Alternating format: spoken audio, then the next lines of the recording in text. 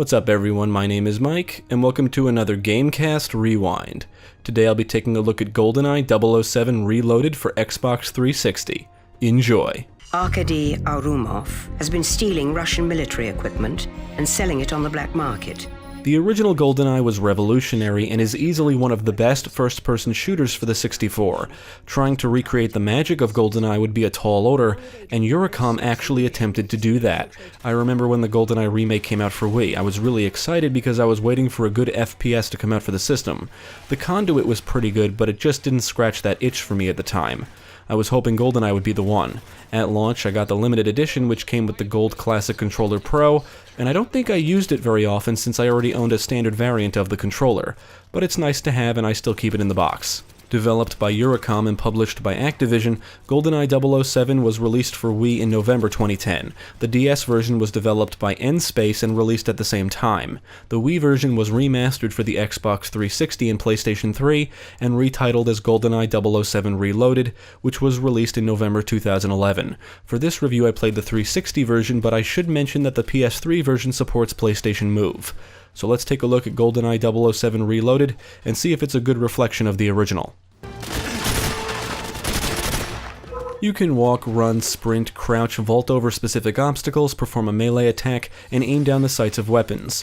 Unless you play on the 007 Classic difficulty, your health does regenerate, and when getting behind cover, you will pop up automatically when aiming down sights. Certain doors will let you perform a breach where you can enter a room and time briefly slows down, allowing you to easily pick off enemies. In certain missions, you're provided night vision goggles to help you see in dark areas. All missions -1 are played through the first-person perspective, and the Outcast is the St. Petersburg mission where you get to drive a tank and blow away enemies. Many missions offer two ways to get through areas. You can either sneak through or go in all guns blazing. You can sneak up behind enemies and take them out silently. You can also use a silenced weapon to take them out from a distance, but if you don't take them out quickly, that could result in you being detected. If the enemy manages to get a shot off before you can kill him, or if another enemy sees you killing one of his buddies, all enemies in the area will be aiming for you. There are cameras throughout some environments, and you can either avoid them or shoot them to destroy them. GoldenEye includes 4 difficulty modes, with 007 Classic being the most challenging. The higher the difficulty, the more objectives you will be required to complete, and on 007 Classic your health does not regenerate, and you'll have to find body armor to help you survive. Bond always carries a cell phone which is used to take photographs, identify people, or hack things like nodes. It can be used to reprogram drone guns to fire on your enemies, which can actually be quite satisfying. I guess you could say the phone is your primary gadget device, but most of the time you'll be shooting shit to get things done. You'll always have to complete a set of primary objectives in each mission, but you are given the option to complete additional objectives. You'll have to take photographs of things, gather intelligence, plant explosives, rescue hostages, find supply crates, and other typical stuff you would see in any other shooter. Unlike the original GoldenEye, this one holds your hand, so it would be hard to get lost or not know what to do. When you're near an additional objective or anything that requires you to use your phone, icons appear on your HUD. Trying to figure out how to accomplish some of the additional objectives may require some thinking, but the game pretty much babysits you throughout the entire experience. You can only carry 3 weapons at any time and swap 2 of them out with weapons found in the environments or supply crates. Weapons and ammo will be dropped by fallen enemies. You'll get your hands on different kinds of pistols, submachine guns, assault rifles, sniper rifles, shotguns, and a rocket launcher. One of Bond's 3 weapons will always be his P99, which comes with a silencer that can be attached or detached at any time. The weapons you can acquire during missions come in different variants. Weapons can come with silencers, different scopes, laser sights, or even a grenade launcher attachment. But you can't apply or remove these attachments manually, which seems odd. You would have to find the variant of the weapon with the attachment you want. Like much of the game, the gunplay feels like a Call of Duty title.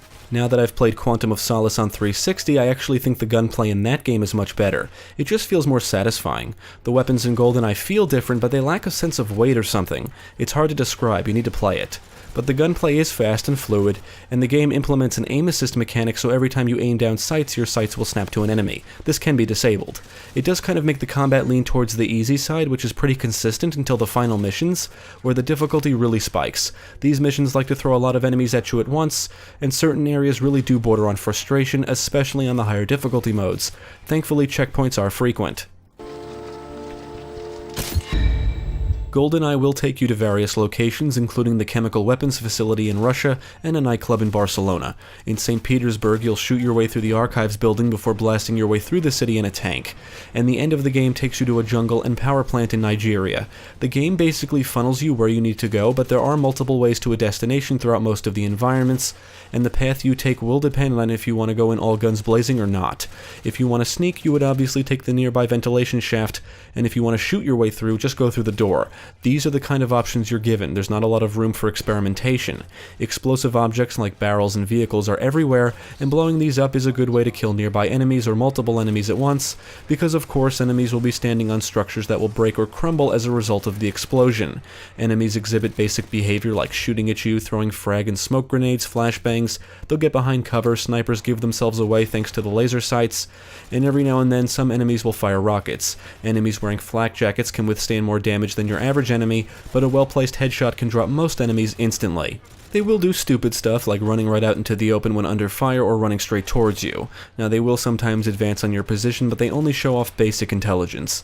Enemies will be placed in specific spots, sometimes they come pouring out from different locations, and in certain areas they'll rappel down ropes. In the Archives mission they'll come crashing through windows.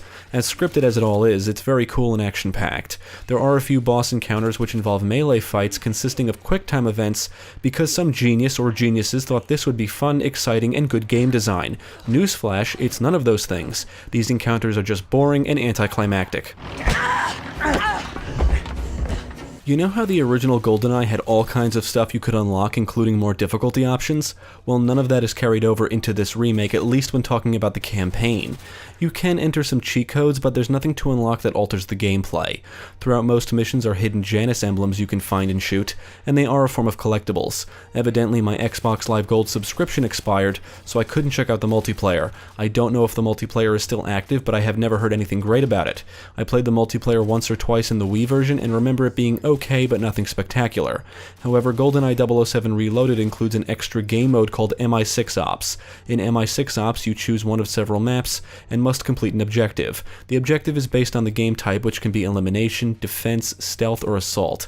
In elimination, you need to eliminate all hostiles as quickly as possible. In defense, you need to defend consoles from enemy attacks while you download data.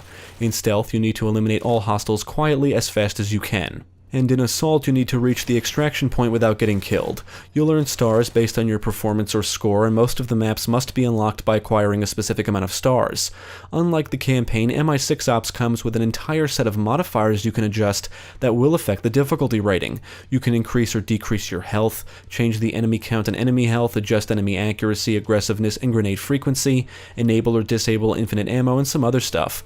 All of these options are pretty damn awesome, and these kind of modifiers should have been unlockable or available for the campaign as well. It's kind of baffling that they aren't. I really enjoy the MI6 Ops mode. It actually has more replay value than the campaign. During these ops, you'll have access to firearms, and you'll also be provided grenades, remote mines, and proximity mines. In elimination, enemies will attack you from all sides, so you should always keep moving. You'll definitely get overwhelmed in the defense and assault game types, and stealth is just a matter of trial and error. You get detected, you fail.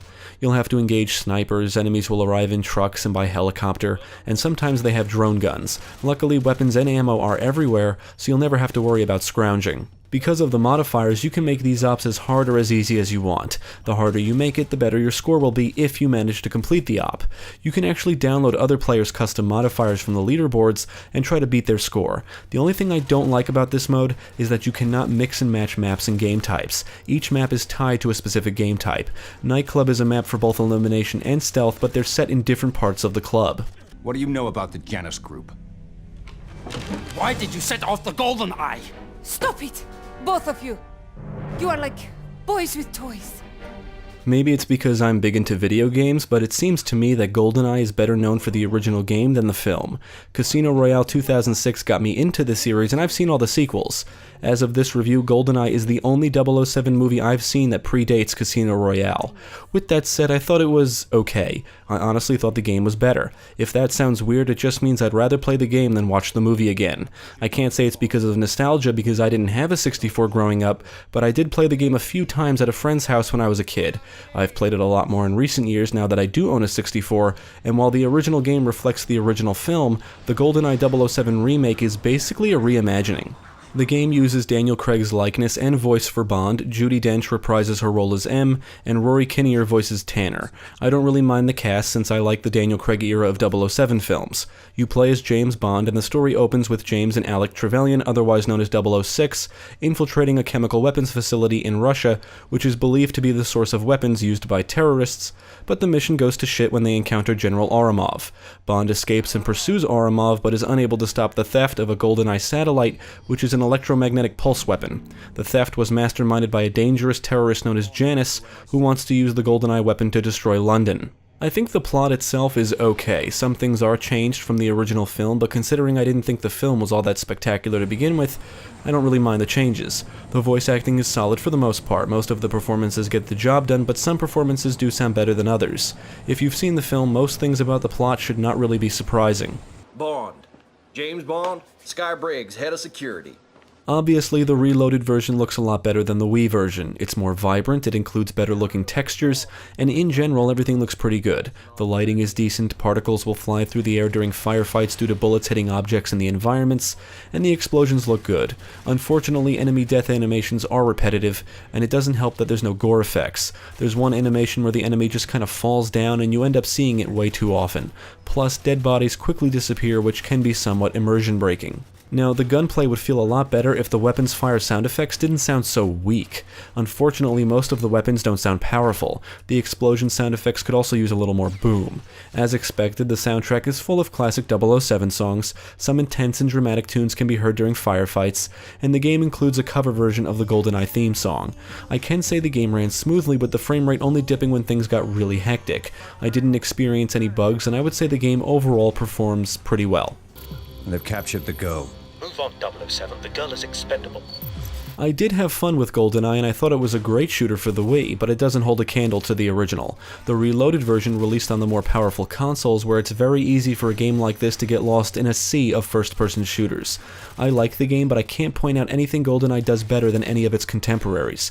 In fact, it borrows a lot of gameplay elements from other shooters, mainly the Call of Duty series, and now that I've played Quantum of Solace for 360, I do think that has the better gameplay, simply because the gunplay sounds, looks, and feels more satisfying.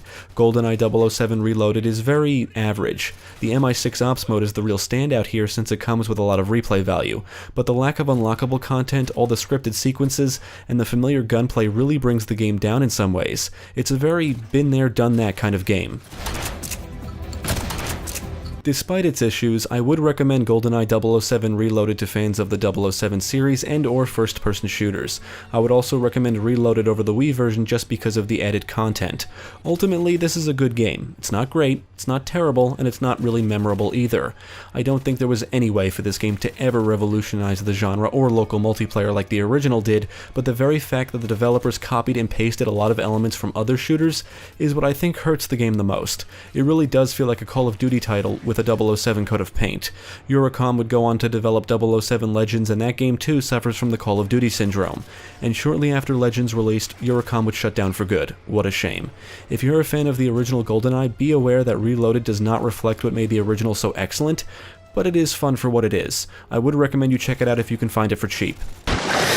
Thanks for tuning in. I hope this video proved helpful. Stick with GameCast for more quality content, including the latest gaming news, podcasts, let's plays, and even more reviews. Be sure to check out my channel, Gaming Pastime, for new game reviews released every week. My name is Mike, and I thank you for watching. For England, Alec. Always for England.